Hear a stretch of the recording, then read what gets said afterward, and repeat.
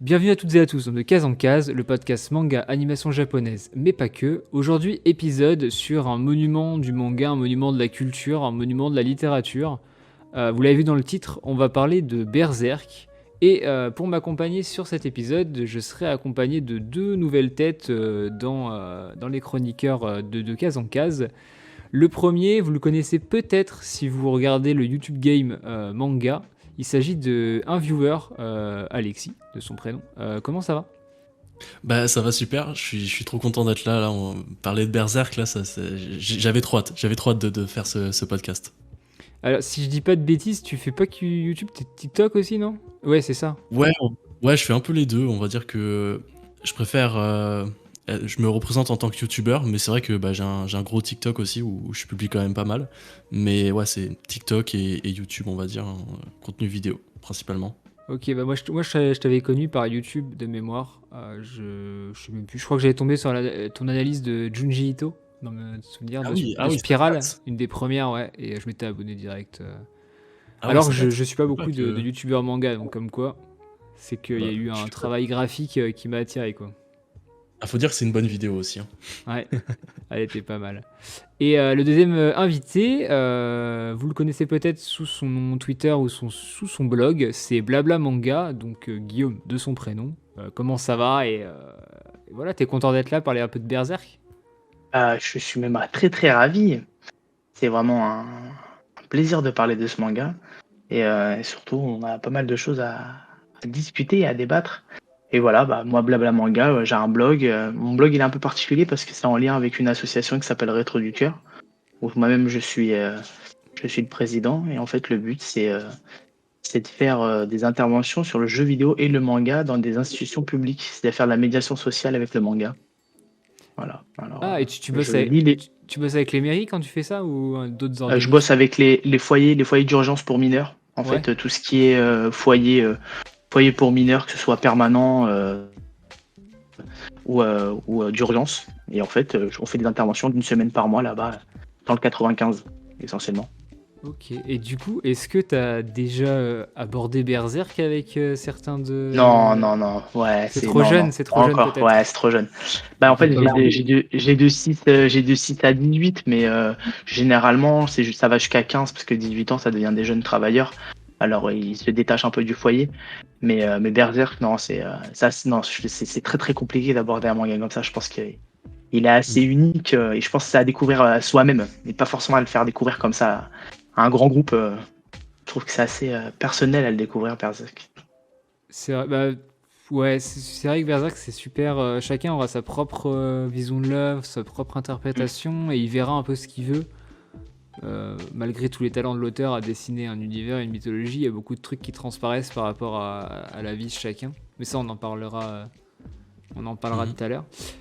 Bon, je vais vous laisser vous présenter au tout début, là, tout de suite, une petite lecture récente ou un anime, un truc qui vous a plu récemment, histoire de donner un petit conseil lecture aux auditeurs. Je vais te laisser commencer, Alexis, si tu veux bien. Ouais, bah moi j'ai présenté une lecture qui est quand même assez proche, on va dire, de Berserk. Vous allez voir pourquoi. C'est Soten no Ken. Donc ça a été réédité récemment là par Mangetsu.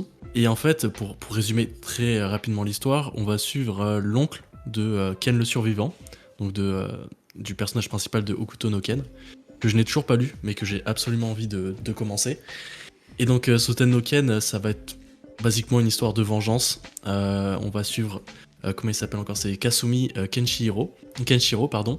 Et c'est un professeur à Tokyo, mais on va se rendre compte vite fait que, en fait, 2 ans auparavant, il avait complètement détruit, on va dire, une grosse partie de la mafia chinoise. Sauf que depuis qu'il a quitté Shanghai, ça a bien changé. Et il y a des anciens potes à lui qui sont dans la galère, donc il va retourner pour aller les aider et se venger. Et donc c'est par Tetsuo Hara, donc qui a aussi fait Hokuto no Ken, comme je vous l'ai dit tout à l'heure, mais c'est aussi supervisé par Buronson.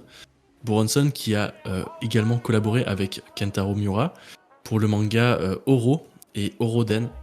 Je sais pas si on peut en parler un peu plus, mais pour faire très rapidement, c'était avant Berserk.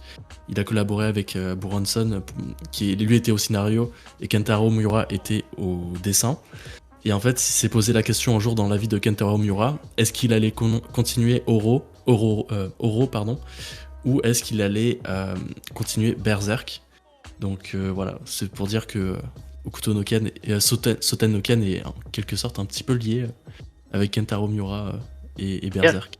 C'est-à-dire ce que tu viens de dire, qu'on n'aurait pu jamais avoir Berserk complètement alors. C'est-à-dire qu'il aurait Ah pu bah, choisir, il aurait pu choisir un autre manga et on serait retrouvé sans cette œuvre, ah pour bah, moi majeure du manga quoi.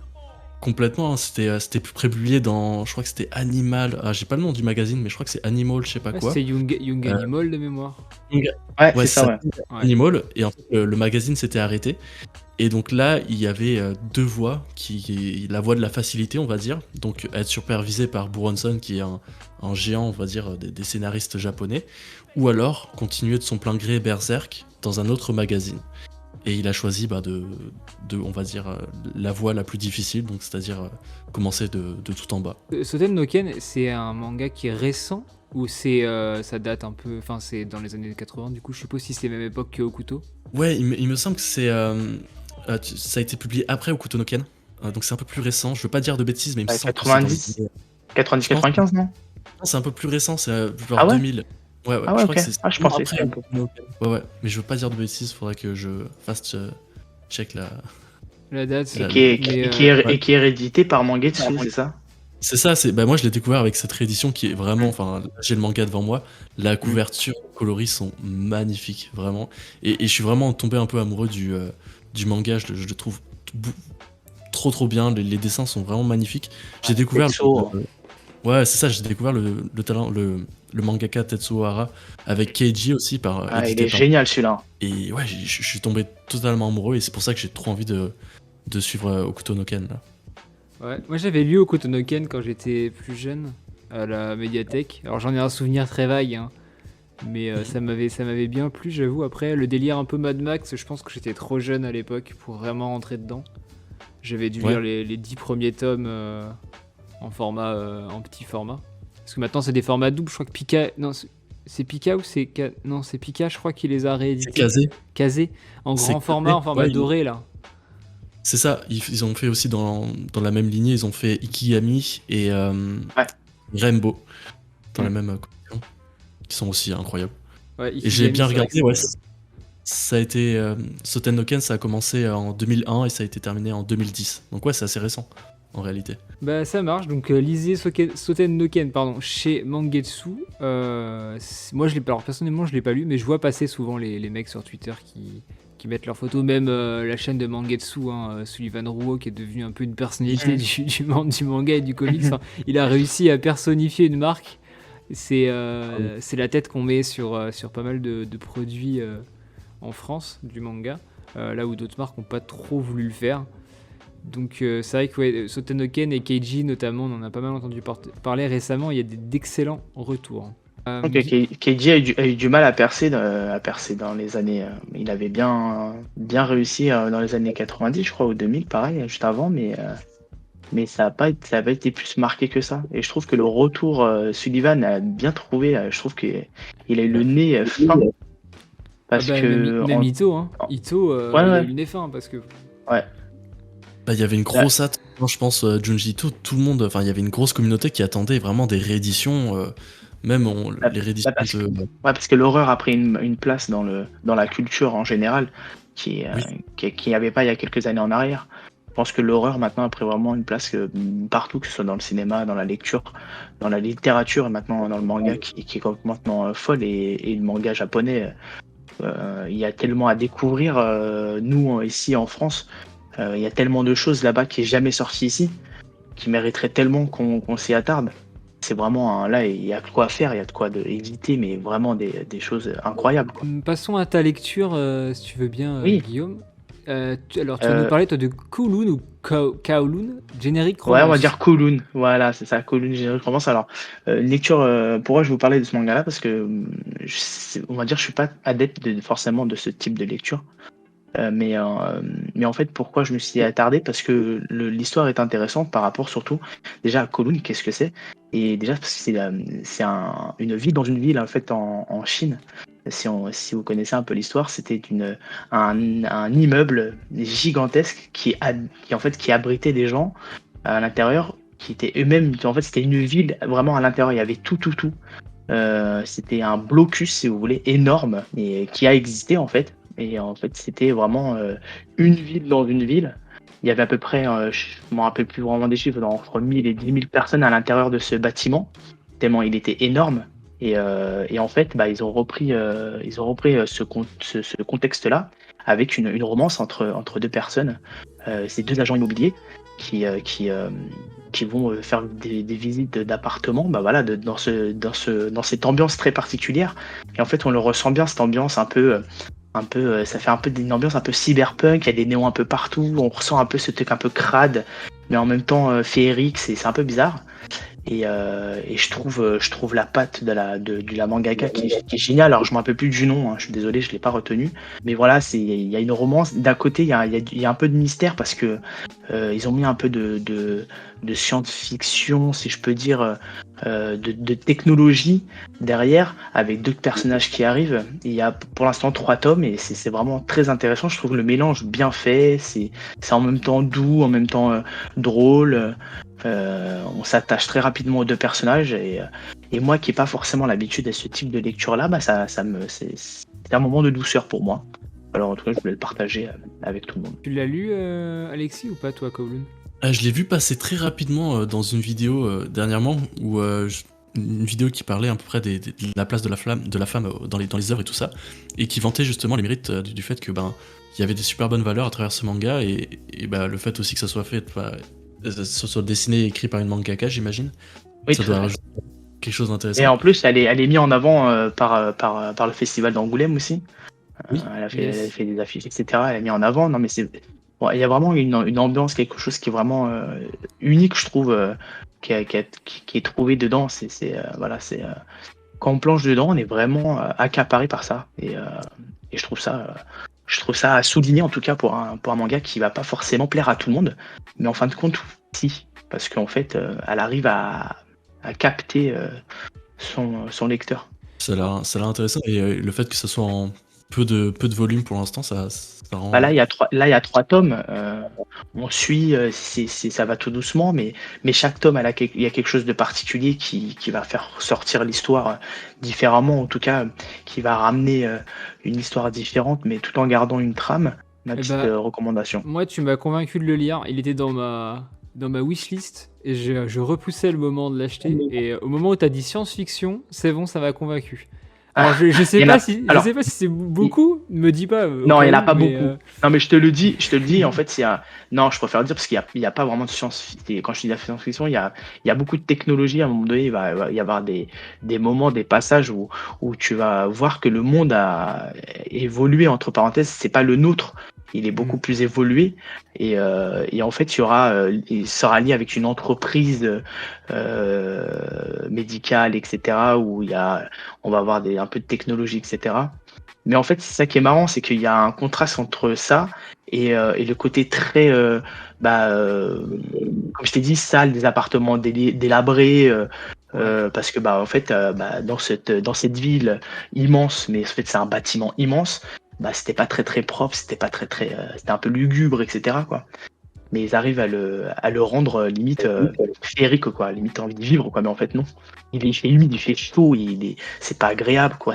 Voilà, Donc, Kowloon, générique romance chez tout à fait. Kana en 3 tomes. On va passer à Marocco, et moi, ça sera un anime.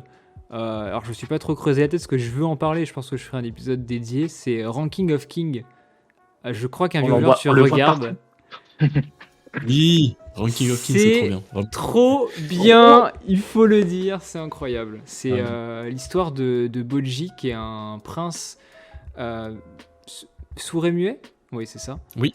Qui du coup devait hériter du trône, mais qui n'héritera pas du trône. C'est son frère qui va l'avoir.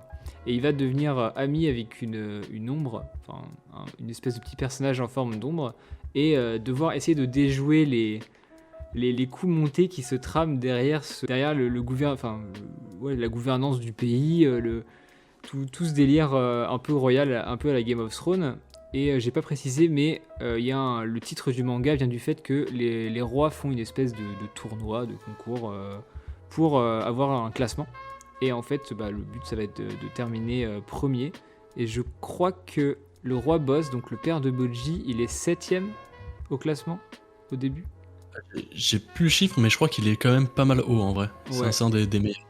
Dans mémoire, il est 7ème et c'est une claque. C'est trop bien. C'est plein de bons sentiments. Boji, c'est un personnage, c'est impossible de le détester. Il est ouf ce personnage. Et pourtant, il n'y a rien. C'est vraiment un exemple, Ranking of King, de comment faire beaucoup avec rien. C'est là, c'est très très simple. L'animation est très simple, les caractères design sont très simples. Même j'ai regardé un petit peu le manga parce que bah, c'est issu d'un manga à la base. Et le manga, tu vois, les dessins sont très, tu sais, c'est très enfantin. C'est vraiment pas, on n'est pas sur du Kentaro Miura là. C'est vraiment très très simple. Et ouais, l'histoire, comme tu dis aussi, c'est d'une simplicité tellement, je sais pas, c'est tellement efficace que vraiment, moi j'ai adoré là. En ce moment, c'est en cours de diffusion. C'est la deuxième cour qui est diffusée. Et moi, je la regarde pas, j'attends que tout soit publié pour la regarder, mais j'ai trop hâte, je me retiens. Ah, moi, je regarde tous les jeudis, je suis au taquet. Et Ah ouais. Moi, franchement, je ça vais, vaut quoi. je vais contraster parce que moi, ça m'attire pas du tout. Alors, je vais vous expliquer pourquoi. Parce qu'en fait, je pense que c'est la DA qui m'attire pas. Alors, je pense qu'il faut que j'arrive à aller au-delà de cette DA, de cette direction artistique proposée. Parce que je trouve qu'elle a quelque chose de particulier. Hein, et je trouve qu'elle est différente des autres animes qu'on peut voir. Mais je pense que de prime abord, c'est où ça passe ou ça casse, je trouve. C'est-à-dire que les gens ils vont dire ah bah tiens, ça m'intrigue et je vais y aller le voir. Il y a d'autres qui vont dire ah pas du tout, c'est pas trop mon truc et je vais pas le faire. Mais c'est vrai que j'entends tellement parler de cet anime qui passe partout, même sur Twitter, y a que ça. Que même Bah, vous là, votre discussion, ça m'a donné envie, ça m'intrigue et non, c'est je vais m'y vraiment attarder. bien. Mais j'avais le même avis que toi. Moi, j'étais pas, je regarde pas beaucoup d'animes. C'est-à-dire que pour qu'un anime me tienne, il faut vraiment que ça soit bon. Enfin, que moi, Mm. en tout cas, dans mon référentiel, ça soit bon. Et, Ouais, bien sûr. et là, pour le coup, Ranking of King, je voyais les images passer aussi. Je crois que j'ai commencé, ça devait être l'épisode 8 ou 9. Donc, j'ai pas commencé au début. Et à force de voir les gens en faire une espèce de propagande, je me suis laissé tenter. J'ai lancé les 2 premiers. Donc, pas juste le premier, je me suis dit, je m'en fais 2 à la suite, histoire de me faire un avis. Et subjugué. Ouais, c'était le mot. En fait, au niveau structure narrative, ça fait un peu comme Promise de Neverland, où t'as des mystères partout, et en fait, ils vont être résolus assez rapidement, mais ils te tiennent assez en haleine pour créer des nouveaux mystères et en fait te donner envie de continuer à voir la série. Et en plus de ça, du coup, tu vas t'attacher au personnage et franchement, c'est trop bien. Bon bah je le mets, me mets une petite croix pour le voir alors. Ah oui, franchement, il faut le regarder, il faut pas se laisser, comment dire, influencer par les caractères design qui au premier abord ont l'air un peu enfantins. Mais en Moi, fait, c'était même pas l'enfantin qui me dérangeait. Hein. C'est vraiment, je trouve il y a une DA particulière, vraiment, tu vois. Comme tu disais, peut-être le côté très simpliste, Mhm. où, tu vois, c'est des traits, ouais, les visages très ronds, entre parenthèses, tu vois, où limite, t'as très très peu de détails. Mais en fait, ça m'avait pas plus, tu vois, capté l'attention, quoi. Je lui dis, bon, bah ouais. Ouais, cool. Bon, bah, c'est pas trop mon truc, quoi. Mais c'est vrai que là, je vois tellement de personnes me dire non, mais si, faut passer outre ça. Faut le regarder. Mais ça m'attire bien maintenant. Je vous propose après ces petits avis, qu'on passe maintenant à Berserk, le gros du sujet. Let's go. Bon, alors il y a beaucoup à dire sur Berserk. Pour ceux qui nous écoutent, sachez qu'il n'y aura pas de spoil tout de suite sur Berserk. On va en parler de notre avis, ce qu'on en pense, essayer de tourner un peu autour des influences de l'œuvre notamment, sans spoiler même des éléments mineurs. Je pense pas à part certains peut-être monstres ou certains bestiaires, mais honnêtement c'est de la dark fantasy. Inconsciemment vous en avez déjà vu forcément, que ça soit dans un autre bouquin, un film ou quoi. Et il y aura une partie spoiler plus tard, mais évidemment je vous préviendrai, et dans la description il y aura un petit timecode pour passer à la partie spoiler. Sachant que la partie spoiler, si c'est ce qui vous intéresse, on va essayer de parler de notre avis sur les 3 persos principaux, donc qui sont Guts, Griffiths et Casca, et de parler un peu de la mythologie de Berserk et des influences un peu plus en détail. Voilà, bon, qui a envie enfin je veux dire qui a envie de commencer, comment est-ce que vous avez connu Berserk? On va commencer par toi, Guillaume. Moi, j'ai connu Berserk. Alors, en fait, mon frère est un lecteur aussi de manga. Alors, beaucoup moins que moi maintenant, mais en fait, lui, il avait commencé aussi dans sa tendre jeunesse, même son adolescence. On a 11 ans de différence, en fait, pour vous dire vrai. Et lui, il était pile poil dans la fleur de l'âge pour lire Berserk à ce moment-là. Et moi, pas du tout. Voilà. Et en fait, un jour, je tombe sur un de ses mangas et j'ai fait aïe, waouh, non, je crois que c'est pas pour moi ça, pas tout de suite. Et j'ai été assez, je suis pas choqué, mais bon, j'ai remarqué que c'était pas pour moi à cet âge-là. Et en fait, je l'ai un peu mis de côté, ce qui était normal. Et en fait, je l'ai redécouvert assez tardivement. Parce qu'en fait, étant fan, moi, de jeux vidéo en termes de Final Fantasy, et c'est vrai que la, la Dark Fantasy, etc., tout ce qui est médiéval, m'avait beaucoup attiré. Et en fait, je me suis replongé dans cette expérience qui est quand même assez unique, et j'ai tout de suite accroché. Et puis voilà, hein, c'est là après que j'ai continué. Hein. C'était où j'avais à peu près là j'en ai 33, j'avais à peu près une vingtaine d'années, quoi. Alexis, est-ce que t'as connu Berserk de la même façon ou toi c'est totalement autre? Alors, je pourrais pas dire la première fois que j'ai entendu parler de Berserk. Vraiment, je m'en souviens vraiment pas. Mais moi, en fait, je me rappelle de la date parce que j'étais parti en vacances. C'était en 2015, donc j'avais 18 ans à cette époque. Et je me cherchais un manga à télécharger en scan, hein, voilà, je me confesse aujourd'hui. Un manga téléchargé pour mettre sur ma tablette, hein, histoire de pas se trimballer avec plein de mangas. Et je me suis dit, bon, c'est peut-être le moment de commencer Berserk, parce que tout le monde en dit du bien. Vraiment, enfin, j'ai jamais entendu quelqu'un me dire que ouais, Berserk, c'est moyen. Je me suis dit, ok, je télécharge Berserk. Donc à l'époque, je pense que ça s'arrêtait un peu avant l'arc Fantasia, Hum, qui s'appelle comme ça. Ouais, c'est ça, Donc, c'est le dernier. c'est ça, ouais. Et donc j'avais enchaîné toutes mes lectures, enfin tous les chapitres du premier arc au dernier, et j'avais été choqué. Genre, c'est la première fois que j'avais lu un manga qui m'avait autant stimulé. Il y avait tellement de choses, et encore, je les lisais en scan sur une tablette, dans la voiture, ou c'était tard le soir. Donc j'étais pas vraiment dans des conditions de lecture optimales. Mais pourtant, ça m'avait traumatisé, hein, notamment l'arc de l'éclipse où vraiment je retrouverai jamais autant je sais pas, je retrouverai jamais quelque chose d'aussi fort, je pense, dans les mangas. Et ouais, c'était beaucoup trop bien, j'avais adoré l'œuvre. Et après, j'avais pas lu la suite. Et la suite, je l'ai lu, on va dire, beaucoup plus récemment, là, quand j'ai racheté les tomes en physique. Histoire de me faire pardonner. Donc je les ai rachetés en physique et j'ai lu tout Berserk un peu plus récemment. Donc voilà. Moi, c'est à peu près comme vous, hein. J'étais trop jeune pour lire à l'époque. Je les voyais passer quand j'étais au collège, donc il y a maintenant 10 ans, 15 ans, quelque chose comme ça. Et non, j'étais trop jeune, on m'avait dit, j'avais feuilleté vite fait, mais ça m'avait l'air un peu trop violent, etc. Du coup, j'avais laissé tomber. Et c'est seulement il y a 3 ans à peu près que mon ancien coloc, qui était fan de Berserk, genre un truc de ouf, et il m'a forcé à lire les 7 premiers tomes, je crois. Et moi, j'ai pas eu le coup de cœur comme vous dès le début. Il m'a fallu au moins 6-7 tomes avant de rentrer dedans. Par contre, à partir du moment où j'ai lu je crois que c'est le 7ème, c'est le tome où Guts va se retrouver avec un autre personnage tout seul après une chute dans une rivière. Ouais, je vois. Voilà. Et ben, à Mais partir... c'est marrant, Ouais. c'est marrant que tu dis ça parce qu'il y a beaucoup de personnes comme toi, énormément, qui ont du mal à adhérer. Surtout les 3 premiers tomes ont été très compliqués pour certains. Surtout, Ah ouais. tu vois, c'est l'arc du guerrier noir là. Mm. Il met vraiment les éléments de l'univers, mais ça a été très compliqué pour certains. Ils ont même décroché. J'ai eu des potes qui m'ont dit mais c'est quoi ce truc? On comprend à limite rien. Il n'y a pas d'explication. C'est en fait très très. Et c'est après à peu près, comme tu dis, au 7, 8, 9 que ça décolle pour certains en fait. Bah, on peut même le dire sans trop spoiler, c'est que les 3 premiers tomes de Berserk, on va suivre Guts dans son état de maturité, dans sa vie Mhm. quotidienne galérien en fait. Ouais, bien sûr.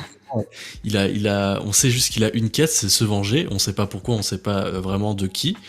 Et en fait, voilà, on va suivre ce guerrier très sombre qui est vraiment antipathique, hein, quand on Ouais, regarde bien sûr. lors des tomes, il est très antipathique. Et on va le suivre dans son quotidien dans un environnement dark fantasy. Mais c'est après, justement, on en parlait tout à l'heure, quand le Young Animal s'est arrêté et que ça a été repris dans un autre magazine, où c'est au moment de cette reprise il a commencé l'arc de c'est C'est l'âge l'âge d'or, d'or. Ouais. c'est Ouais, ça? ouais, c'est Et c'est l'âge à d'or. partir de- et je pense que c'est à partir de cet arc qu'on pourrait considérer que Berserk, enfin pour moi c'est le début de Berserk, c'est à cet arc-là. L'arc Ouais, d'avant c'est c'était 3, du 3 au 14, quoi, à peu près. Mais c'est ce que tu dis est totalement vrai. Je pense que les 3 premiers, c'est limite un long prologue. Euh, c'est un très très long prologue pour amorcer après derrière un univers très riche. Mais, oui. euh, mais je trouve que c'est autant intelligent de la part de Miura, autant ça peut être limite l'inverse, hyper déroutant. Mais Bah, c'était complètement involontaire de sa part, hein. C'était en fait quand il a lancé Berserk, il avait pas vraiment d'idée de scénario fixe. Il dessinait au cours du temps, il avait peut-être un fil conducteur, mais il n'avait pas vraiment toute l'histoire en tête. Et c'est vraiment à partir de l'âge d'or qu'il y a une sorte de remise en question, où vraiment il s'est dit je peux pas dessiner au jour le jour, il faut vraiment que j'ai une histoire de A à Z qui se tienne. Et ça se ressent tout de suite, hein. Tu le vois, c'est beaucoup mieux scénarisé, c'est beaucoup plus intéressant à lire, je trouve, et on comprend un peu mieux Guts, notamment qu'au début on pouvait ne pas trop comprendre, ou on pouvait carrément ne pas l'aimer. Mais c'est de mémoire, c'est le magazine qui lui a mis un coup de pression, parce qu'en fait, c'était Young Animals l'ancien, qui a été racheté, qui s'appelle Young Animals Plus maintenant, qui lui avait dit soit si tu veux continuer Berserk avec nous, tu recommences, tu crées une vraie histoire, soit tu commences un autre manga, mais on veut pas de Berserk. Et comme il était sous contrat, il a eu les couilles de dire ok, je reprends ah, Berserk mais à zéro, entre guillemets, et c'est le tome euh, 4. non, mais c'est surtout que c'est incroyable de se dire ça, c'est que le mec, il avait déjà, je pense, des idées en tête, mais c'est que grâce à une pression, on va dire, bah voilà, ton prochain tome, là, je sais pas, dans 2 semaines, là, faut que tu réfléchisses à un univers. En fait, c'est là qu'on voit que le travail qu'il a fourni est quand même exponentiel. Ou pour moi, c'est vraiment quelqu'un qui avait déjà tout prévu à l'avance, c'est pas possible, tu vois. Parce que comme on a dit au début, il a quand même fait 3 tomes comme ça, on va pas dire à la va-vite, mais bon tiens, je vais faire un peu comme je le pense, comme je le vois. Et là, se dire, je te sors le meilleur arc direct après, c'est quand même du génie, on peut dire ça comme ça. Je sais même pas comment on peut le dire, mais c'est quand même assez impressionnant. Je crois qu'il n'y a pas beaucoup de mangaka qui aurait pu faire ça euh, et sortir ça avec une grande qualité, quoi. Est-ce que, alors ça va être dur sans spoiler, mais est-ce que l'âge d'or, à vous deux, c'est votre arc préféré de Berserk? Alexis, Euh, pour commencer. Bah, je pense que oui. Je pense que oui, mais je dois dire on a souvent tendance à parler, à mettre en avant l'arc de l'âge d'or. Mais je dois dire que Fantasia, pour moi, c'est un arc que je trouve incroyable aussi. Surtout pour son début, on va dire, que je vais pas trop raconter pour pas spoiler, mais voilà, ça commence, on va dire, à partir du tome 34. Et le tome 34, il y a une succession de planches, d'environnements, qui sont tellement incroyables. Après, c'est ma lecture un peu plus récente de Berserk. Mais je trouve qu'on a tendance à trop mettre en avant l'âge d'or. Et alors que ce qu'il y a après est incroyable aussi. Mais je dois dire quand même que rien n'est au niveau de l'âge d'or quand même. Notamment par sa conclusion, qui est assez et choquante, ouais, mais incroyable. tu n'as pas tort en disant ça, mais surtout, je pense que c'est l'habitude qu'on a à force que ce soit dans le manga ou dans d'autres œuvres qu'on adore, c'est qu'on va souvent retenir quelque chose qu'on va avoir comme un souvenir, quelque chose de très ancré en nous.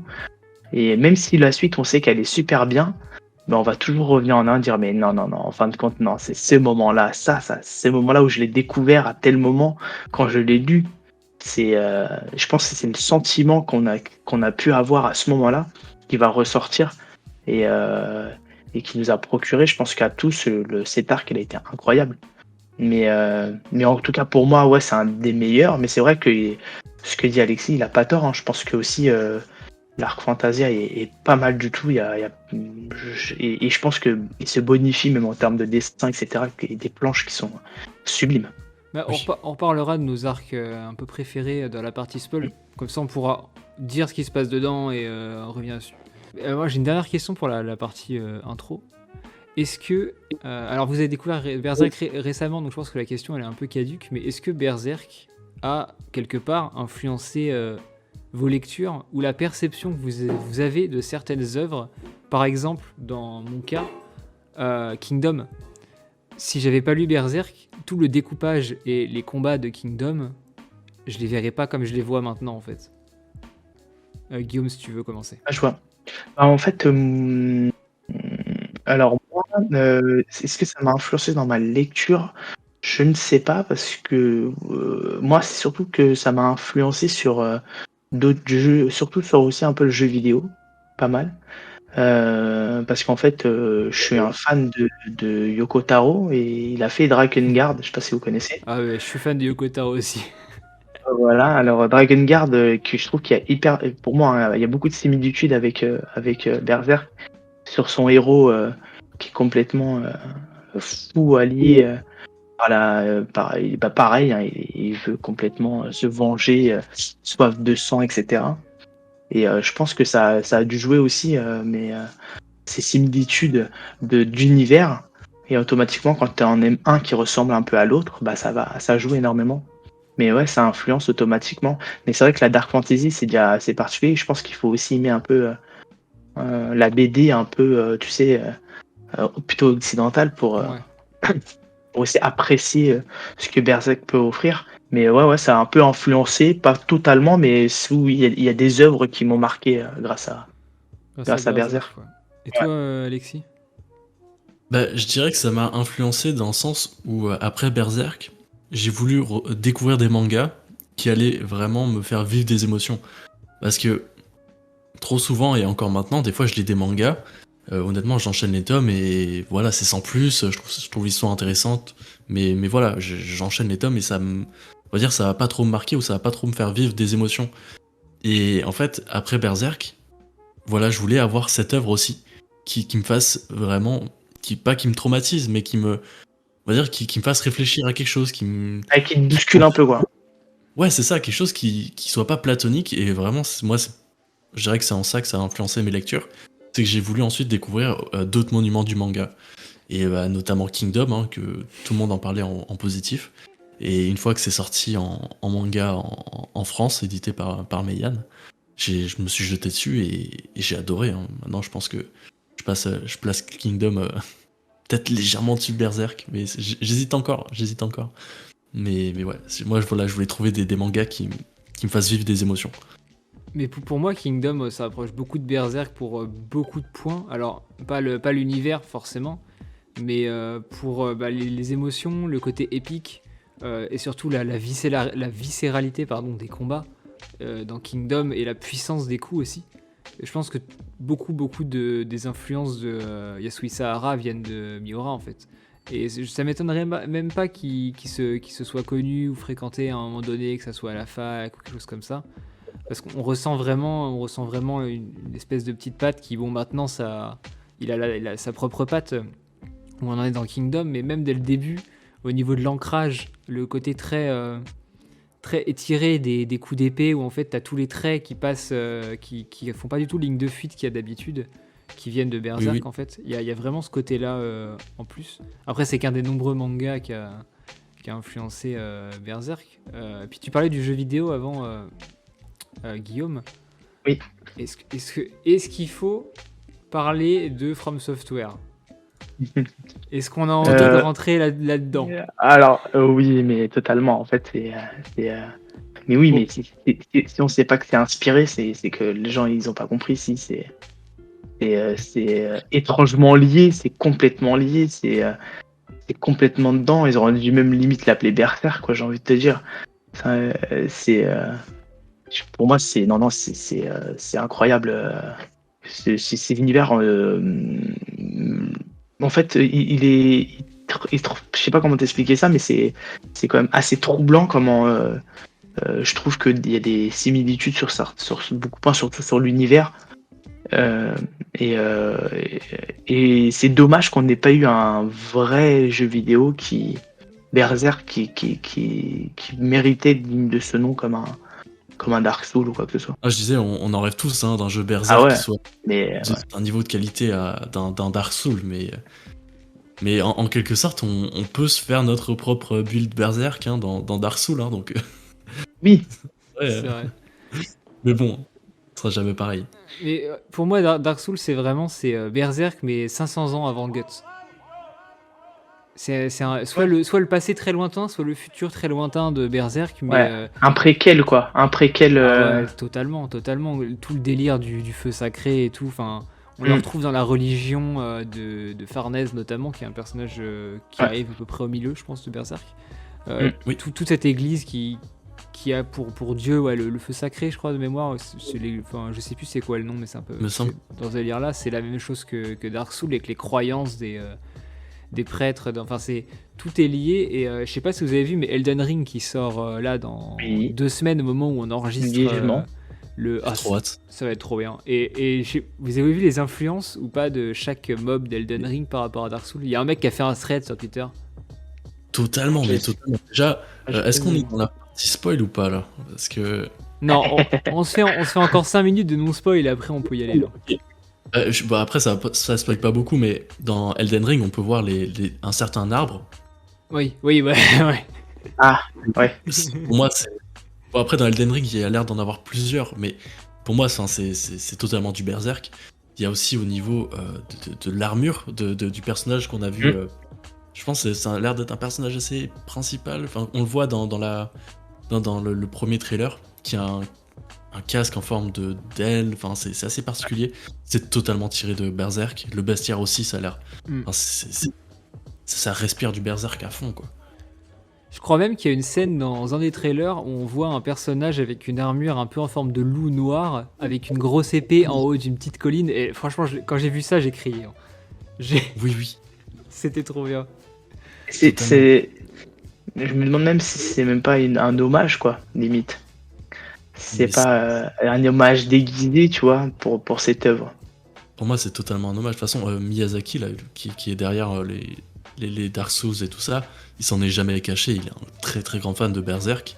Et c'est pour ça que bah, ça l'a tellement influencé que bah, il a envie de rendre hommage. On n'en a pas parlé aussi, mais dans le bestiaire des Dark Souls, notamment le 3, qui est un des bestiaires que je connais le plus, il y a tellement de mobs qui font penser à Berserk. C'était un sort de loup. Je crois que c'était dans la cité d'Irithil. Oui, avec Juste avant. l'épée. Le loup et l'épée dans Oui. la bouche. Loup et l'épée. Non, c'est. Là, je Sur vois le de quel pont mot vous parlez. Ouais, sur le pont. Ouais, ok.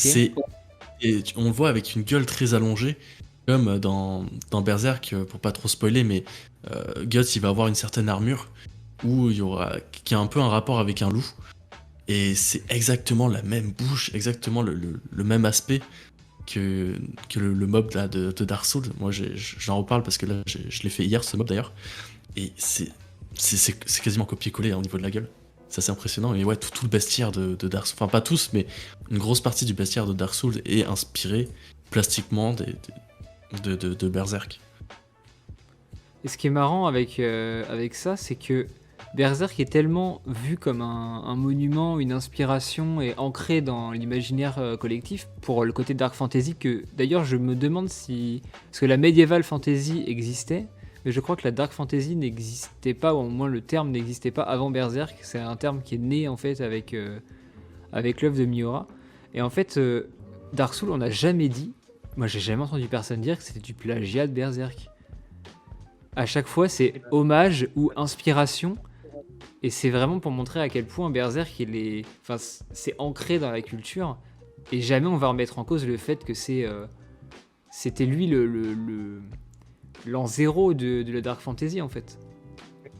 Après, je pense aussi c'est parce que les Dark Souls aussi a marqué aussi l'âme des joueurs en général. Franchement, si Dark Souls était pourri, t'inquiète pas qu'il y en aurait beaucoup qui disent ouais, bah, de toute façon ils ont voulu s'inspirer de Berserk, ils ont pas réussi.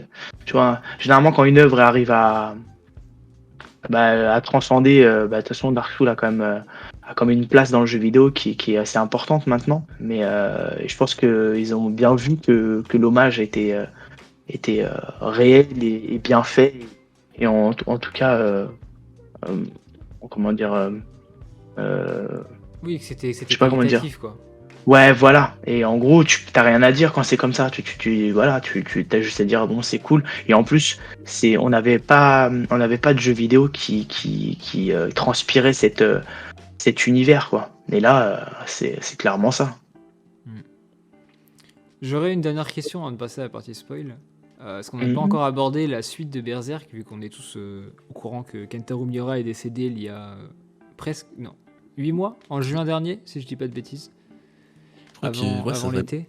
Est-ce que vous êtes pour ou contre le fait que, enfin, par rapport à la fin là, de Berserk, parce que le tome 41 sera le dernier à sortir, à titre posthume, et est-ce que vous pensez qu'il faut continuer Berserk? Alors c'est dur à, je pense, à expliquer sans spoiler, parce qu'il y a des événements dans le tome voilà, qui sont assez importants pour le développement de l'histoire, mais juste de manière générale, on va commencer par toi, Alexis. Tu penses quoi de cette situation en fait? Alors, je vais parler déjà en tant que personne qui n'a pas lu le tome 41. Donc, je peux pas savoir vraiment où l'histoire s'arrête. Donc, mais moi, je pense. Alors, ça va dépendre de plusieurs choses. D'abord, si Kentaro Miura a laissé des traces écrites ou a déjà informé ses assistants, son éditeur de la fin de Berserk, s'il a dit que qu'est-ce qu'il voulait faire, là, ça pourrait être intéressant de voir comment adapter cette fin. Est-ce que ça va être les assistants qui vont la dessiner, ou alors est-ce que ça va être juste une fin écrite, genre un roman ou les notes de Kentaro Miura. Donc là, je pense que ça pourrait être cool. Après, beaucoup diront que non, Berserk, ça peut être uniquement dessiné par Kentaro Miura, mais je pense que quand même, faut pas trop dévaloriser le travail des assistants, qui sont, à mon avis, très performants. Donc moi, j'ai envie de dire que si on a des traces écrites, on sait, si les éditeurs, les assistants savent ce qui se passe à la fin de Berserk, pourquoi pas? Mais vraiment, pourquoi pas dans l'hypothèse où ils se sentent de le faire, pourquoi pas avoir une suite? Par contre, s'il y a zéro trace écrite, zéro scénario qui a été dévoilé par Miura, là je pense qu'il faut rien faire. Faut vraiment... Voilà, moi si je veux une fin, c'est uniquement une fin qui a été minimum écrite par Kentaro Miura. Mais ouais, non, sinon c'est non. Et toi, Guillaume? Je suis assez d'accord avec Alexis. Moi, c'est surtout qu'en fait, si on regarde bien cette œuvre et surtout Miura a quand même assez travaillé assez seul, entre parenthèses, même s'il a eu des assistants, comme tu dis, Alexis. Mais c'est quand même une œuvre qui est quand même très solitaire. Une œuvre d'une vie, une œuvre sa vie, en fait. Et même dans Berserk, il a quand même mis pas mal d'éléments de sa vie, de, avec les personnages, on en parlera peut-être plus tard, mais, Oui. euh, mais, euh, mais là, c'est quand même assez compliqué quand quelque chose est très, très ancré dans ta vie personnelle. Et je trouve que là, on perd cet élément crucial du scénario qui est quand même celui-là qu'a créé avec sa propre histoire. Et là, le fait que, comme tu dis, Alice, peut-être qu'il l'a raconté, etc., mais même s'il l'a raconté, est-ce que ça va être vraiment du Miura? Bah, pas forcément. Alors, il faudra peut-être s'attendre ou se dire, voilà, c'est peut-être du Miura parce qu'il a dit des choses, etc., mais ça sera jamais lui vraiment parce que il aurait pu modifier les choses, il aurait pu se dire, bah tiens, en fin de compte, je veux pas ça forcément. Il y a plein de facteurs qui fait que je trouve que c'est compliqué. Je peux comprendre les gens qui disent non, on en veut, en tout cas non, j'en en veux pas. Voilà, je préfère pas.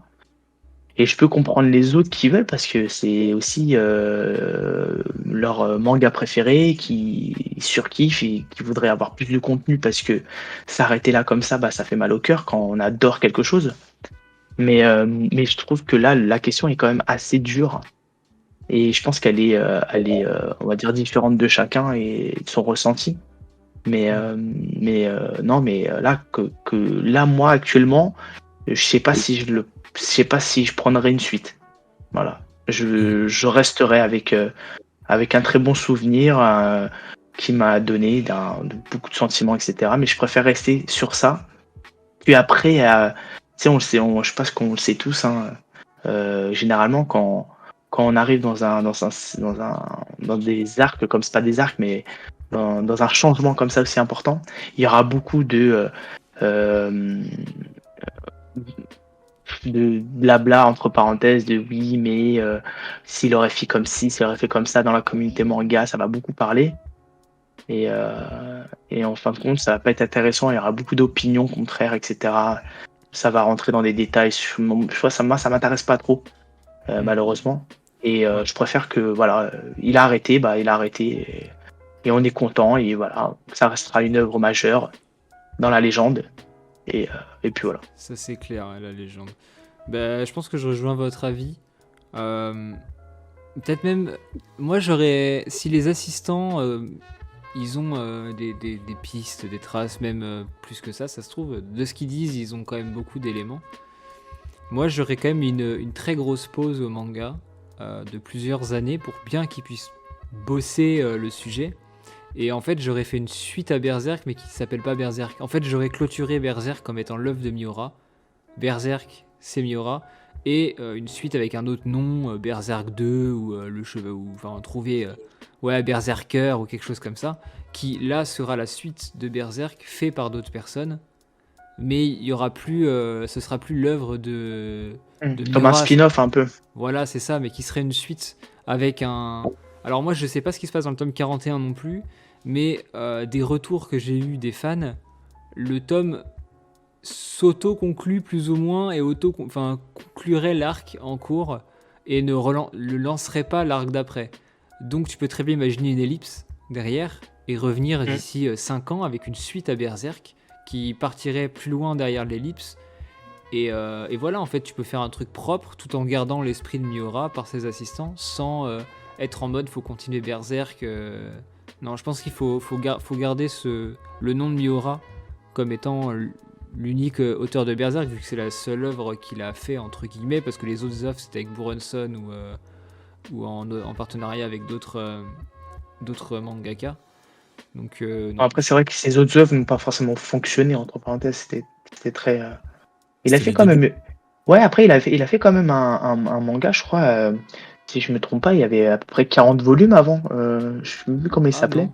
Non, non, il a juste Je- été dessinateur avant, pour Ah ouais? Buronson justement. Il a jamais fait Alors attends, de trucs aussi longs. j'étais persuadé qu'il avait fait. Ça devait être amateur, mais c'est vrai que moi j'en ai jamais entendu parler. Il a fait quelques spin-offs, notamment J'ai Gigantoman. entendu. Attends, je voulais juste vite fait rebondir avec ce que tu avais dit là, ouais, parce que je trouvais ça vraiment, j'avais jamais pensé à ça, mais c'est vrai que je trouvais ça vraiment intéressant d'avoir, comme tu dis, une seconde partie de Berserk qui s'appelle pas Berserk, mais au moins pour voir à peu près ce qui allait se passer, et où on saurait que c'est pas dessiné par Miura, etc. C'est vrai que j'avais jamais envisagé ça. Il faut dire aussi, on n'a pas parlé, mais c'est sûr qu'il y a un gros aspect financier de la part des éditeurs et de ceux qui travaillent avec Miura aussi qu'il faut prendre en compte, hein. Je pense que ça a généré beaucoup d'argent, Berserk, et il y en a qui voudront peut-être pas laisser la licence mourir. Je pense que, ouais, Je pense que c'est ce qui pose problème en ce moment, c'est à cause de ça. S'il n'y avait pas tout Ouais. cet aspect financier, la solution elle aurait déjà été trouvée. Ouais, totalement. Donc l'argent et les décideurs, même les maisons d'édition dans d'autres pays qui ont une partie des droits, je pense notamment à Viz, Viz Media qui gère un peu tout le manga en Europe et en partie aux Amériques, si je dis pas de bêtises, qui eux Oui, totalement. doivent avoir des grosses parts là-dedans. Enfin, c'est difficile, je pense, même pour les proches de Miura d'être dans cette espèce de tourbillon là, parce que t'as forcément un côté. Et puis, on l'a dit avant, c'est l'œuvre. Il raconte. Enfin, il image sa vie dans Berserk, donc c'est compliqué de détacher l'image de Berserk de Miura en fait. C'est ça, puis Berserk c'est tellement puissant. Là, je vais prendre vite fait un exemple, et franchement, je souhaitais de mal à personne. Mais par exemple, One Piece, Oda, s'il décède, franchement, je l'espère pas du tout. On est à 100% sûr qu'on aura la suite. Vraiment, j'ai zéro. Enfin, pour moi, c'est 100% on aura une suite parce que les éditeurs connaissent la suite. Il a des assistants et qui bossent avec lui, et je crois que ça a même été dit. C'est sûr qu'on aura la fin de One Piece. C'est impossible qu'on ait jamais la fin de One Piece. Et par contre, pour Berserk, là, oui, la question se pose parce que c'est totalement différent. Seul l'avenir nous le dira. On dira. C'est ça. Exactement. Donc on va passer à la partie spoil, parce que là je vois l'heure qui tourne, on est déjà à 50 minutes, donc on va se faire une petite demi-heure spoiler, à peu près. Après ça, Allez. on va partir sur une émission de 3 heures. Faut que je me rafraîche les anciens tomes. Et alors, on parlait des arcs préférés. Moi, j'ai directement attaqué là-dessus. Ok, l'âge d'or, mais moi, mon arc préféré, c'est pas ce qui se passe après l'âge d'or. Donc, pas le tome du 14 au 16, 17, je sais plus. Mais l'arc de la résurrection du faucon. J'ai trouvé cet arc. Du 14 au 21, c'est ça? Non, justement, du 17 au 22. Hein, quelque chose comme C'est ça. l'Inquisition avec le prêtre, enfin je Ouais. sais plus comment il s'appelle. L'arc avec le début de l'histoire de Farnèse, le prêtre qui finit avec les ailes, l'abbé Rite qui est sous forme L'ère des humaine. châtiments. Non, l'ère des châtiments, c'est juste après le. Et juste après. Alors, c'est entre l'ère des châtiments et Ah, l'arc avec les ok, Kushan. c'est bon. C'est bon, j'ai. Ça y est, C'est j'ai la reconstitué. résurrection du faucon, quelque chose comme ça, je crois. Mhm. J'ai trouvé cet arc, mais tellement puissant parce que tu as une espèce de construction dramatique, notamment autour de la religion pendant 4 tomes. Et tu vois l'homme Béhérite là, driver un peu l'histoire, et il y a tout l'aspect mythologique qui tourne autour de ça qui est ultra présent. Donc il y a la scission entre mythologie et religion que je trouve super intéressante, même dans les romans de manière générale. Je trouve ça incroyable d'avoir la mythologie, finalement c'est tout ce qui. C'est les croyances qui sont pas explicables, et la religion, c'est des croyances qui sont explicables par certaines personnes, qui auraient vu quelque chose, etc. Et je trouve ça vraiment ouf. Et le tome 22, la résurrection de Griffith, j'étais dans un univers parallèle quand j'ai lu ce passage-là. J'en croyais pas. Enfin, il est tellement puissant parce que c'est la renaissance d'un personnage, mais en même temps, c'est aussi sa mort parce qu'il renaît en tant qu'ange, alors que juste pendant très longtemps, c'était un démon sous la forme de j'ai oublié son nom, Griffith. Ouais, Femto. voilà, sous la forme de Femto. Et je sais pas, j'ai trouvé cet arc-là, il était court, il était efficace, il était super bien écrit, et surtout qu'après, l'arc de l'âge d'or, entre l'âge d'or et cet arc-là, il y a l'arc de l'ère des châtiments qui est un peu en dessous, mais parce que c'est purement une boucherie pendant 4 tomes, sans spécialement de scénario. Du coup, tu ressors de ça, et alors après, c'est pas plus mal qu'il ait fait ça, je trouve. Parce que justement, après. Pour adoucir, adoucir le. Tu finis l'éclipse, t'es pas prêt pour commencer autre chose. Hein. Franchement. Ouais, voilà, c'est pour ça. Faut souffler un petit peu, puis même la fin de l'arc, donc la résurrection du faucon, ça, pour moi, ça fait vachement écho aussi à l'éclipse. Hein. Quand il y a Griffith qui est réincarné, il y a pareil un enchaînement de pages aussi qui font, pour moi, qui me font penser tellement aux événements de l'éclipse. Et c'est graphiquement, c'est vrai qu'on a toujours pas parlé, mais graphiquement c'est tellement beau. C'est les dessins, les doubles pages, il y a tellement de. La meilleure. Ouais. Il y a une double page aussi qui refait écho notamment à l'éclipse, qui est impressionnante aussi. C'est beaucoup trop beau, vraiment beaucoup trop beau ce passage. Ah le tome 34, t'en parlais tout à l'heure. Je crois que j'ai rarement lu dans un manga un enchaînement de double pages aussi bon. En fait, c'était 10 minutes par double page. Tu pouvais pas tourner la page, en fait. Il y a tellement de trucs à voir par page, c'est pas possible. C'est clairement de la peinture. On va au-delà du manga là. C'est même plus, c'est de l'art en brique. Quoi. Te sort, tu ouvres ça, tu restes bloqué. Tu peux même pas faire autrement. T'as même pas envie de tourner la page. Mais c'est impressionnant comment je sais même pas comment on peut le décrire ce mec tellement rien qu'avec un coup de crayon, mais c'est millimétré, c'est précis, c'est d'une justesse qui est incroyable. Et il peut limite faire ça tout un arc. Hein. Il a même pas besoin de discours des fois. Je pense que il peut enchaîner des pages comme ça où tout le monde serait à baver dessus. Ah oui, mais même notamment dans ces pages, en plus, il montre les dieux, là, les God Hands, dans l'environnement. Et c'est tellement mystérieux, je pense notamment à une des planches là, qui fait fortement écho à un peintre, à une peinture, je veux dire. J'ai le nom de la peinture, là, je me l'étais noté. C'était le jardin. Attends, excusez-moi. C'est de Bosch, celui de lui, je pense. Qui est un triptyque. Et on voit sur un des tableaux, c'est quasiment un copier-coller, hein, mais c'est très fortement inspiré. Et, cette page, là, je l'ai en face de moi, c'est traumatisant, c'est tellement bizarre, tellement étrange. Surtout avec l'enchaînement de tous ces God Hands dans leur environnement. Enfin, c'est et ça raconte rien en vrai. En vrai, on les voit comme ça, ça sort de nulle part. On sait pas pourquoi ils sont là, mais, c'est incroyable. C'est vraiment incroyable. Et ouais, c'est vrai, c'est Jardin des Délices. Je vous rappelle, il y a beaucoup de références, hein.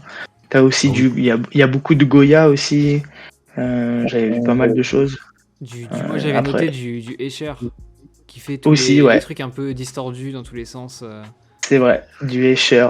Non, mais il y a pas mal de choses qui. Mais après, il s'est clairement beaucoup inspiré de la culture occidentale. Je pense que c'est un mélange entre la Bah culture oui. occidentale et la culture japonaise qui a tellement bien matché. Il a réussi à mélanger les deux d'une façon incroyable qui a permis de créer un univers unique. Et comme tu as dit tout à l'heure, Loïc, la dark fantasy vient de lui clairement, quoi. Tu vois, le nom, etc. Alors, il a quand même su.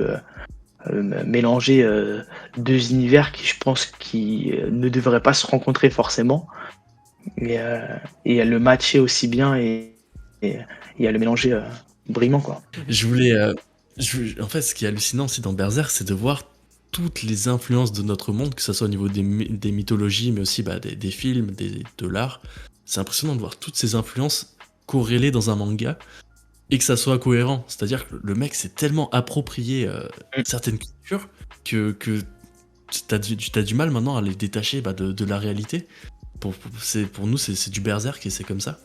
Et ouais, je trouve ça vraiment hallucinant de toutes les références qu'il a eues et comment il arrive à faire ça, à faire en sorte que ça soit cohérent dans un univers, parce qu'il y a de la mythologie écossaise, il y a aussi beaucoup de médiéval. Hein. Vraiment, c'est une des grosses inspirations de Kentaro Miura. Hein. Et c'est fou de voir qu'il s'est autant inspiré de l'Occident pour créer une œuvre qui est diffusée au Japon, qui eux ont moins cette culture, on va dire, du médiéval, de tout ce qui est occidental. Et c'est une prise de risque, mais totalement folle pour l'époque.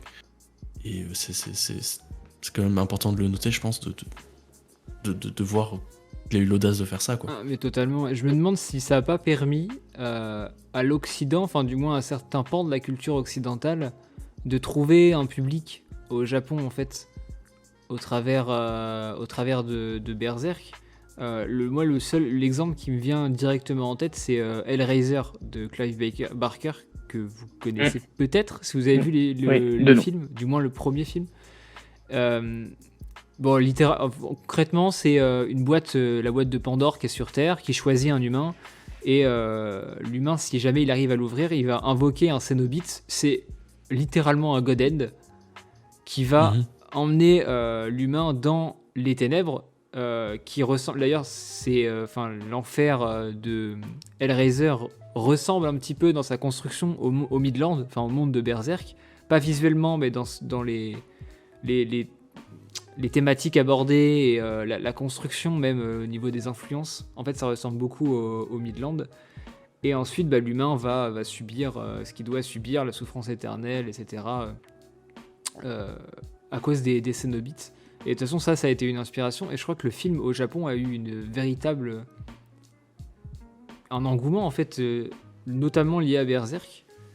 Et ça, c'est fort qu'une œuvre arrive à en faire connaître d'autres, ou du moins tout un pan d'une culture, juste par son rayonnement et par le talent de son auteur, en fait. Ouais, je pense que c'est la force, clairement, de Berserk, hein.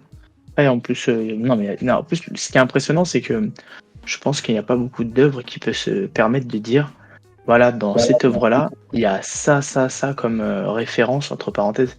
Il y a énormément de références. Je pense que dans chaque arc on peut noter au moins 5, 6, 7 références d'artistes ou, euh, ou d'influences. C'est très riche. Et je pense que ça n'a pas beaucoup, en tout cas dans l'univers manga, qui peut se permettre de se dire qu'il a autant de. Et c'est autant documenté pour créer son univers, quoi. En fait, aussi, c'est lié du fait que, avec son petit groupe, quand il était jeune, là, un petit groupe qui rêvait tous d'être mangaka, il s'était donné pour objectif de vraiment consommer de la culture. Et donc Kentaro Miura, depuis son adolescence, a énormément consommé des mangas, mais aussi des films. Avec Mori, avec Euh, Koji Mori, notamment hein, qui Griffith en fait. ouais, Qui- totalement. il a- sa relation l'a inspiré pour écrire la relation Ouais. entre Gus et Griffith. Mais ouais, il s'est tellement inspiré, tellement on sent que c'est un mec qui a consommé beaucoup d'œuvres. Et oui, tellement de références, notamment les God Hands, ils ont tous des noms qui sont liés soit à un livre ou à une œuvre de science-fiction. Je pourrais pas vous les citer tous par Ouais, chacune, mais ils viennent quasiment tous d'œuvres de Arthur C. Clarke. ouais, c'est ça. Donc que ça soit par les noms, que ça soit plastiquement pour créer des monstres, parce que le bestiaire de Berserk qui est quand même très fourni et vraiment ok, ça s'inspire un peu de la fantasy, mais ça va vraiment bien au-delà, quoi. C'est hallucinant. Je pense qu'on n'aura jamais un bestiaire aussi fourni que Berserk dans un manga. C'est hallucinant de voir un nombre. Enfin, il y a vraiment un nombre de fous, de mobs qui sort tellement de l'étrange, qui à la fois est familier, qui est à la fois on peut être familier avec ces monstres, à la fois on est totalement étranger. Et non, c'est ça. Hein. C'est marrant que tu dis ça aussi, Loïc et Alexis, parce que il a quand même pris des univers aussi un peu différents, parce que Arthur C. Clarke, c'est quand même un auteur plus science-fiction. Ça n'a pas été forcément très dark fantasy en soi. Il y a eu quand même des influences sur Alien, qui est quand même un peu de l'horreur. Tu vois, je te parle du créateur de Alien, hein, pas forcément de Alien même, mais du créateur du monstre Alien. Ouais, il s'appelle Et, H.R. Giger. Si tu ouais, cherches. voilà, voilà, c'est ça, merci. Et je trouve que tu vois, c'est un mélange de plein d'univers qui est aussi un peu différent. Tu sais, il n'est pas resté quand même que dans le médiéval ou forcément, c'est vraiment un multipote de tout. Et il aurait capable d'aller chercher des trucs limite chez les Vikings, dans des trucs un peu autres. Et ça aurait matché aussi bien parce il aurait su comment le manier, le transformer pour le rentrer dans son univers bien à lui, quoi. On en parlait juste avant, là, on a fait le petit parallèle entre Griffith et Koji Mori, Mm. son assistant. Le personnage de, Son de meilleur Griffith. ami, Ouais, non? son meilleur ami, excuse-moi. J'étais complètement, ma langue a complètement fourché. Euh, Comment vous percevez, vous, ce personnage qui. Bah, finalement, Guts est le héros, mais le personnage central autour duquel gravite tout le récit, c'est Griffith. Moi, j'ai un petit avis. Un petit avis, non, j'ai un avis. Après, c'est vrai que ça concerne beaucoup la vie de Miura, parce que la vie de Miura est quand même quelqu'un de très, très, très solitaire. Et ça a toujours été. Il a toujours eu que Mori en tant qu'ami réel, on va dire.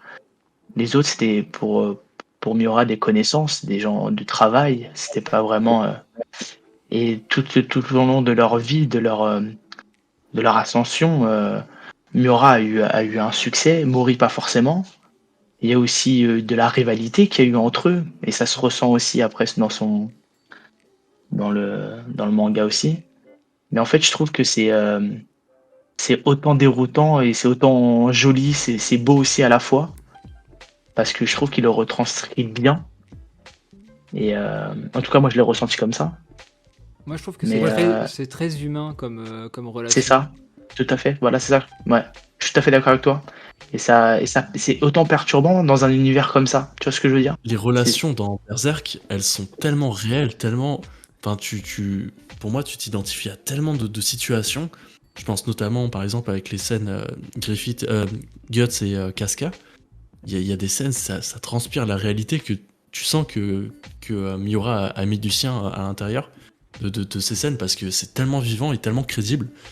C'est rare de trouver des relations aussi crédibles et aussi.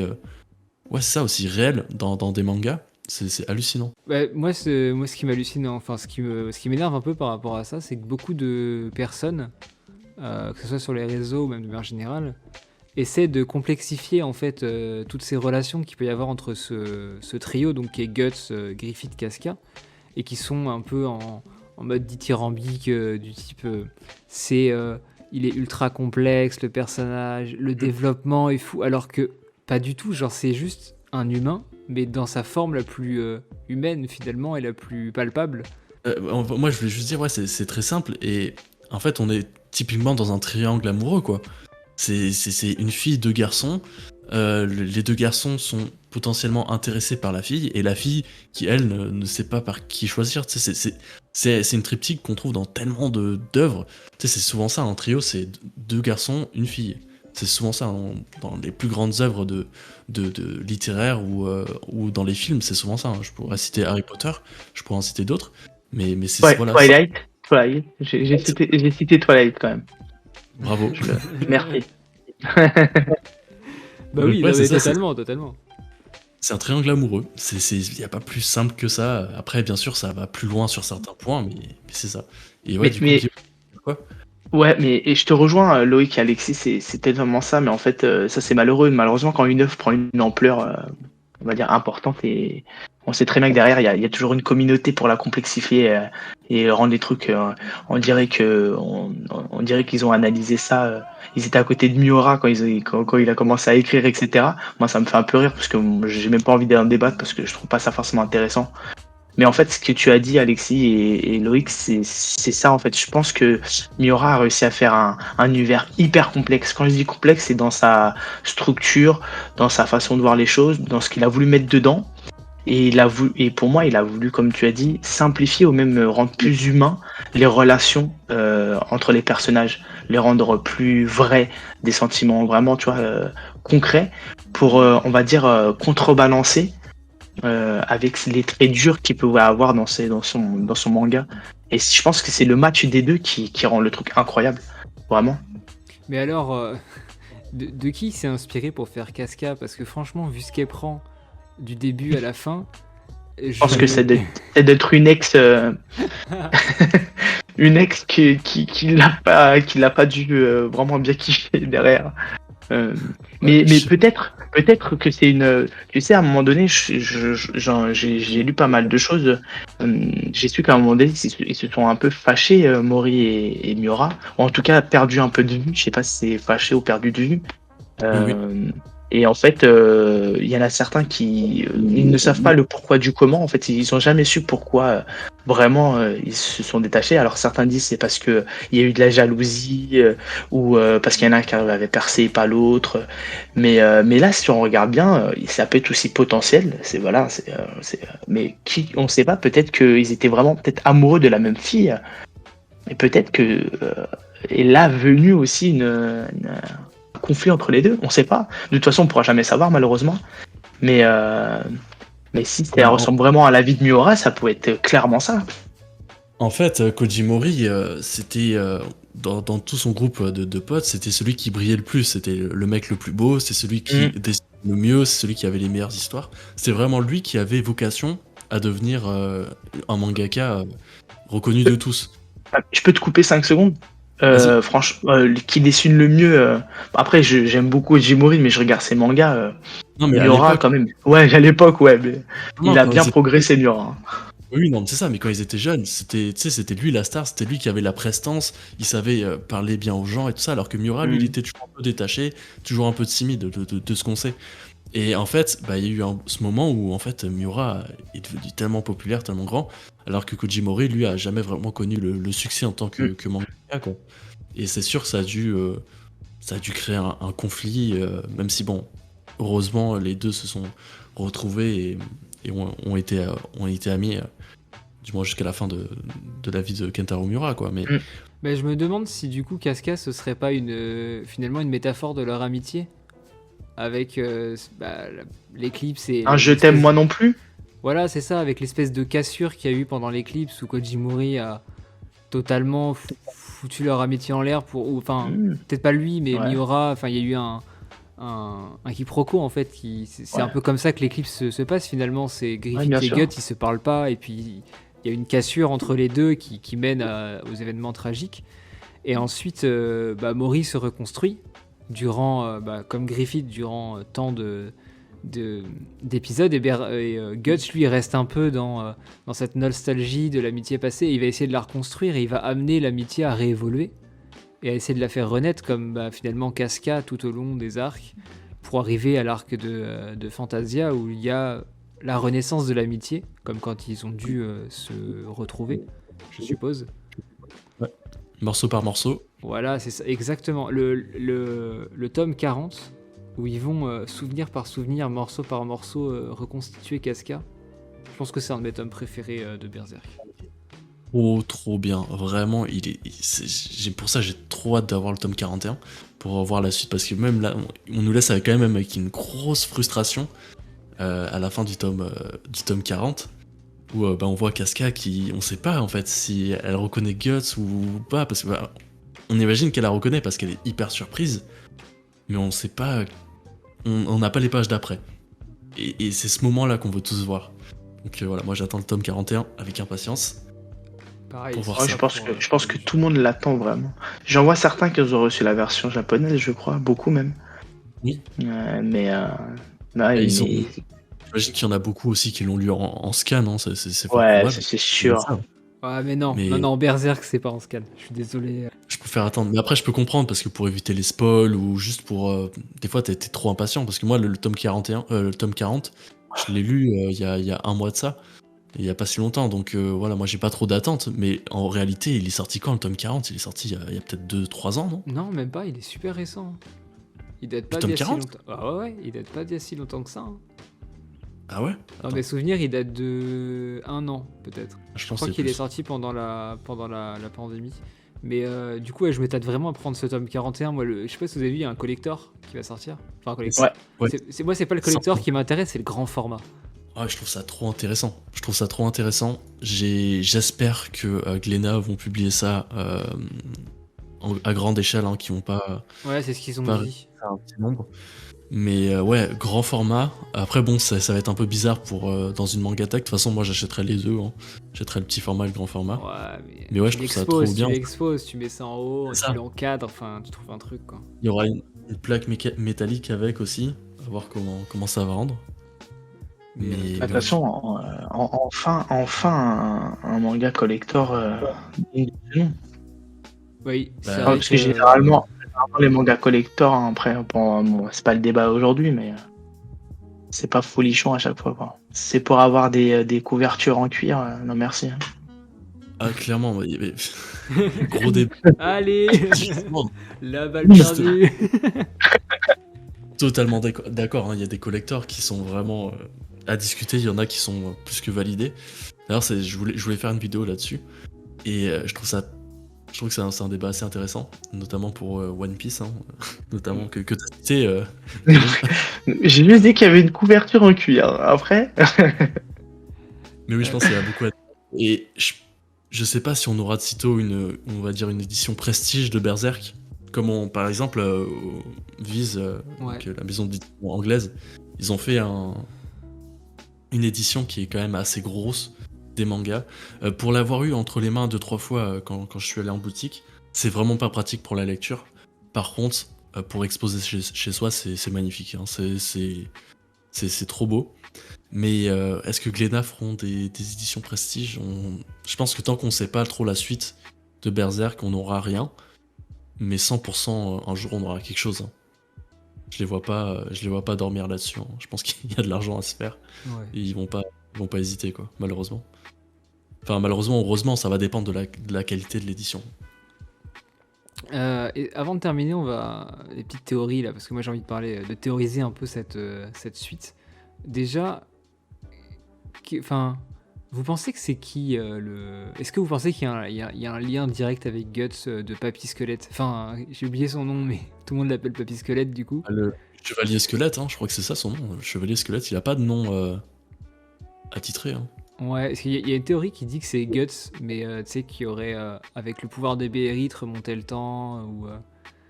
C'est impossible que ça soit Guts. Genre, vraiment, je pense que je pourrais le prouver en faisant une vidéo de 40 minutes, en expliquant point par point pourquoi c'est impossible que ça soit lui. Et là, ça se trouve, je vais passer pour un con parce que ça se trouve dans 10 ans. regarde les vidéos théories qui disent que c'est lui, tu te rendras compte que c'est vachement crédible. Ouais, mais genre, avec des vidéos théories, tu peux faire croire n'importe quoi. Mais je trouve que dans les interactions entre le Chevalier Squelette et Guts, après, bon, Ça se trouve, je vais passer pour un con dans 10 ans si on a un Berserk Shippuden et qu'on connaît la suite. Mais pour moi, c'est impossible. Mais c'est vrai que ce chevalier squelette, on dirait il connaît tout l'histoire. Il défie les God Hands, qui sont littéralement des dieux. Et en fait, c'est lui qui a les clés de l'histoire, mais on sait pas d'où il vient, pourquoi. En fait, c'est le personnage le plus mystérieux du manga, alors que pour moi, c'est l'un des plus importants, quoi. Mais c'est marrant que tu parles Loïc, de ce chevalier. Toi qui aimes bien Yoko Taro, il y a un personnage qui ressemble beaucoup, quand je dis ressemble en termes d'écriture, Ouais. je sais pas si tu connais Accor. Si, ouais, C'est un, bah oui. c'est un personnage qui apparaît, qui connaît l'histoire de tout le monde, de tout. Elle sait tout, mais on sait jamais d'où elle vient. Sait jamais dans quel univers elle est. Mais Oui, par contre, elle c'est sait vrai. tout de tout le monde. Et Et en fait, à la fin de Drakengard 3, mon souvenir, il y a plusieurs accords, non? On se rend compte qu'en oui, c'est fait, ça. elles coexistent dans plusieurs univers. Voilà. Et ça fait que tu vas dans un autre univers, elle sera là, etc. Et en fait, je trouve que, et c'est pour ça qu'aussi, et après, Yoko Taro l'a jamais vraiment dit indirectement, mais je trouve qu'il y a c'est pas mal inspiré, en tout cas, pas forcément du character design, mais du Non, scénario, la de position du personnage comment c'est dans fait. l'histoire. Ouais. Voilà, c'est ça. Et c'est assez ressemblant, des fois, c'est un peu troublant. Mais je crois qu'il y a quand il les rencontre la première fois, euh, il y a une phrase qui dit que c'est un ancien roi, il y a plus de 500 ans, qui aurait été trahi par justement les Godens à leur création. Et qu'en fait, il a participé à la création des Godens, mais qu'il aurait été trahi. Et que du coup, il se serait rebellé pour les détruire. Je crois que c'est au tout début, c'est dans les premiers tomes. Alors à relire et à confirmer, mais dans mes souvenirs, c'est ça. Oui, À puis voir. de toute façon, Guts, pour qu'il affronte, parce que c'est ça, pour moi, l'aboutissement de l'histoire. Enfin, peut-être pas, mais Guts va devoir réaffronter Fento ou Griffith. Mais dans l'état actuel des choses, en tout cas au tome 40, Guts ne fait vraiment pas le poids face à Griffith. Donc est-ce que lui va se laisser tenter à utiliser les pouvoirs des Bélites ou autres? Mais c'est sûr que actuellement, à part s'il fait équipe avec d'autres personnes, il est pas à la hauteur de Griffith. En parlant d'équipe, est-ce qu'on en parle de la double planche où il arrive sur le dos de Zod? C'est épique. Je pense là on frôle un peu le fan service. Ouais. Non, c'est épique. Je veux une figurine de ça. Ça doit exister en plus. Ouais, bah c'est Tsume qui a fait une figurine comme ça. Oui. Non, ils l'ont fait avec Zod, mais c'est Zod. Ah, il n'y a pas de. Ouais, c'est ça, ouais. Il n'y a pas de. Oui, je vois. C'est contre Griffith, c'est Guts, qui est incroyable, hein, d'ailleurs. C'est une des Tsume les plus folles et les plus chères aussi. Et les plus introuvables. Et ouais, c'est un moment aussi assez intéressant dans le manga. Et c'est vrai que de voir les deux. Parce que Zod, qu'on le dise ou non, il est trop cool à suivre. C'est juste dommage qu'il s'allie du côté de Griffith. Mais c'est vrai quand tu vois les deux combattre ensemble, contre Ganishka, je crois qu'il s'appelle. Ouais, c'est ça. C'est trop beau. C'est vrai que c'est une double planche de folie qu'on s'attendait pas à voir. Ah bah pour moi ça a sauvé l'arc. Moi j'aime pas du tout l'arc des Kushan avec Ganishka et compagnie. Je trouve ça m'a pas touché. Et sans cette apparition, enfin ce côté fan service de la fin, j'avoue que pour moi l'arc, il m'aurait presque fait arrêter Berserk si le dessin et si l'envie de savoir la suite n'était pas là, quoi. C'est-à-dire quand je suis arrivé à Fantasia et que du coup j'ai lu les tomes 38 à 40 avec la reconstruction de Casca et tout, j'étais aux anges. Hein. Franchement, je sortais de l'arc Ganishka où j'en pouvais plus. Et... Bah, il est long. Ouais. Je crois que c'est l'un des arcs les plus longs. Hein. C'est vrai qu'il est hyper long. Il y a quand même des passages un peu mous. Notamment Moi, Fernez, c'est pas un personnage que j'aime trop. Et il y a des passages où on la voit dans le château, etc. Là, notamment, je pense à ces passages-là où moi aussi j'ai trouvé un petit peu le temps long. Mais j'avoue que j'ai bien aimé la conclusion. Et c'est vrai que la transition entre cet arc-là et l'arc Fantasia est tellement bien.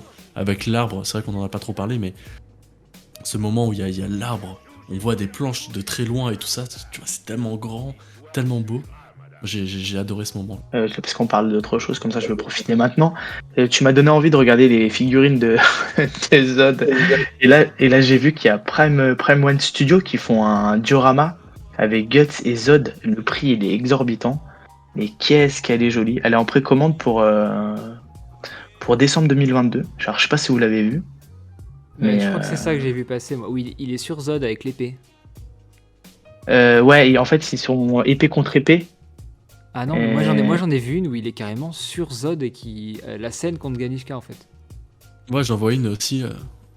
Ouais, moi, c'est- là, celle que je vois, la Prime One Studio en tout cas, ils sont épée contre épée sur un diorama où tu vois toutes les épées au sol qui sont plantées.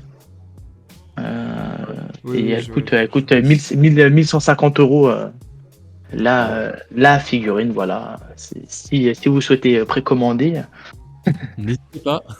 n'hésitez pas. Voilà. Du coup, je voulais dire par rapport à l'arbre, vu que ça interconnecte tous les gens avec Griffith, enfin du moins ceux qui contrôlent, on est d'accord que SNK là, avec le chemin là, c'est très légèrement Ah. inspiré. J'avais pas fait le rapprochement, mais ça, c'est vrai. Que ça soit dans le C'est vrai. design, dans l'utilité, enfin c'est la même chose. Ouais, c'est vrai que j'avais tellement pas fait le rapprochement. Ah, je viens de le faire là à l'instant. Ah ouais. Donc, comme quoi. Alors, moi, j'ai pas la ref parce que je suis pas aussi loin sur. Alors, pour vous dire, SNK, j'ai pas. Ah merde, bon, on va pas te spoiler alors. Mais il y a- Non, non, non, non, Ouais. même pas. Tu peux. Non, mais tu peux. Hein. Non, non, t'inquiète pas, tu peux. C'est tellement what the fuck que. Non, mais tu peux. Pour te dire vrai, CNK, je me suis arrêté. Vous allez rigoler, je me suis arrêté au dernier épisode de l'animé, de la première saison, où on découvre, on découvre qui est le fameux Titan, une certaine femme. Et je me suis arrêté là, et je ne sais pas pourquoi j'ai jamais repris. Et depuis, bah, ça m'attire plus du tout. Mais vraiment plus du tout. Je ne sais pas pourquoi. Alors, c'est vrai. c'est Bon, c'est comme ça, rare. hein. C'est comme ça, écoute. Non, Il en faut pour tous les goûts. Hein. ouais, bien sûr, bien sûr. Mais non, ça m'a. Voilà. Alors, j'ai pas ta ref, Loïc, désolé. Bah, en gros, il y a un espace pareil qui ressemble à un arbre qui est bleu dans les Ouais. SNK, enfin légèrement bleuté. Et en fait, tout le peuple Attends, de l'île. attends, spoil pas trop, spoil Ouais, pas trop bon, parce bah, que je crois que on sait Animal jamais. Lee, Oui, bah pour là, les Animal ils Lee, en sont là, ils en encore. sont là, ils en sont là. Ouais. Donc, Puis l'épisode sort que dans 2 semaines, donc logiquement, ils auront vu Ymir et compagnie. Ok. Est-ce que vous avez un dernier mot pour conclure cet épisode à propos de Berserk? Bah, en fait, moi, le dernier mot, c'est que bizarrement, on parle de Berserk parce que nous, on est des aficionados de manga. Mais faut pas oublier qu'il y en a beaucoup qui font pas forcément. Tu vois, nous, on est des lecteurs, on va dire, aguerris et on aime lire un peu de tout. Mais c'est vrai que je trouve que Berserk, il n'y a pas encore. Je sais pas comment t'expliquer. Il n'a pas sa célébrité qu'il doit avoir. Tu vois, comme un SNK ou un My Hero ou d'autres.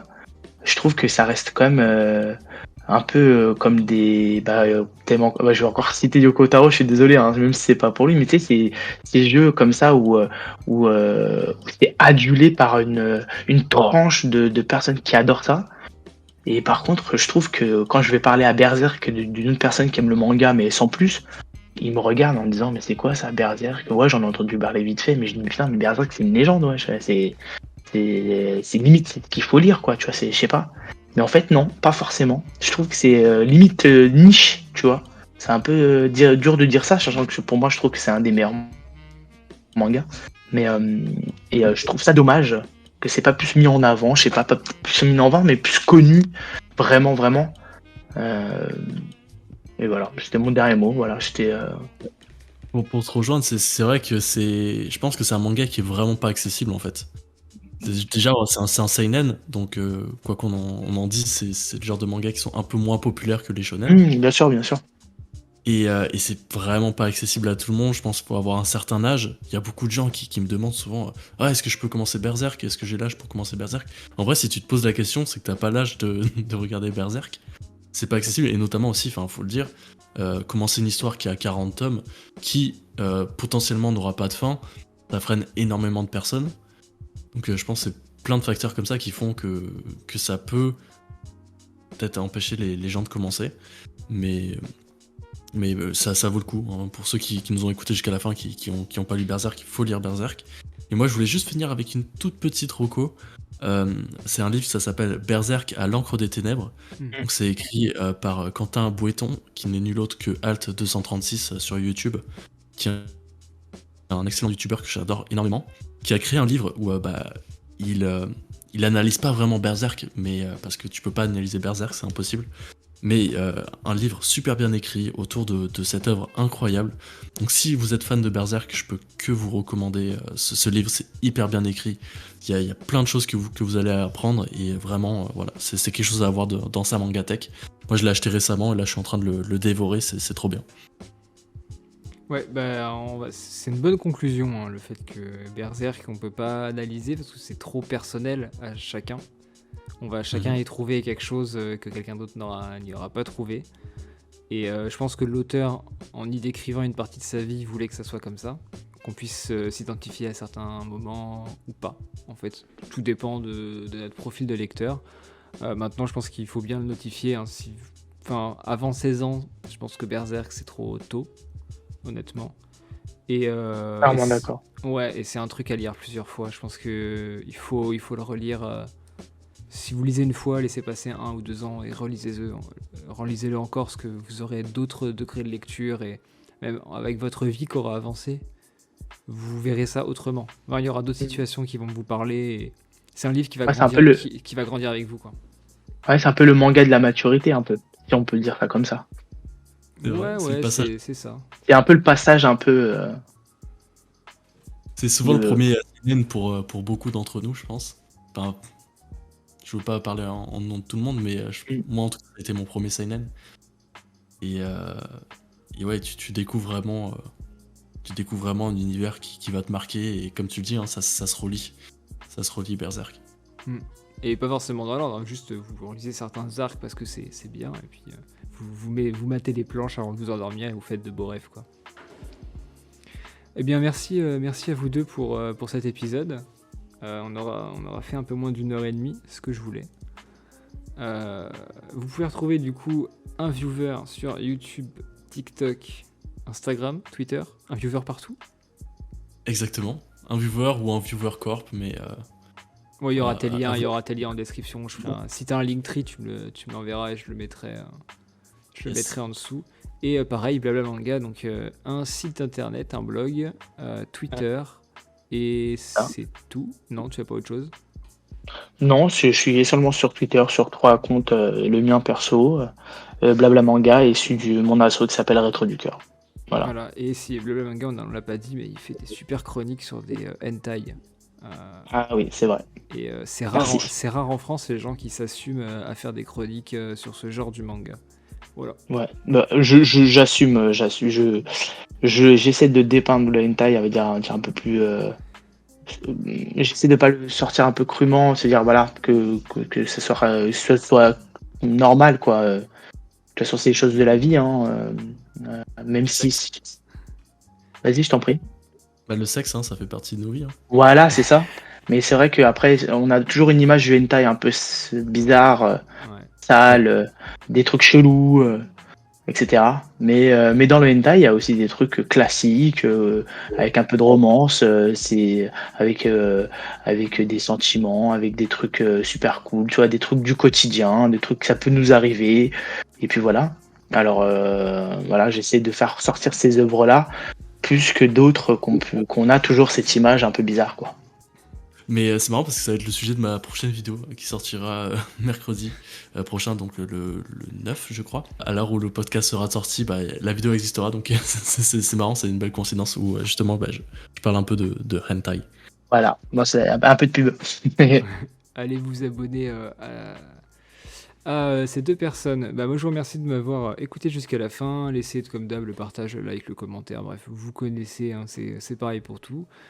Puis moi, je vous dis à la prochaine. Lisez plein de mangas. Ciao!